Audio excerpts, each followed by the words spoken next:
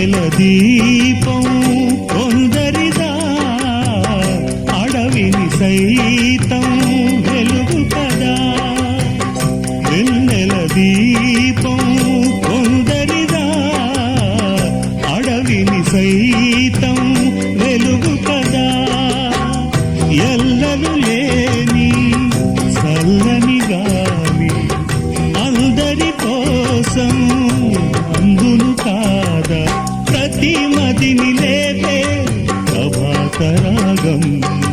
పదే పదే చూపే ప్రధాన మార్గం ఏది సొంతం కోసం కాదను సందేశం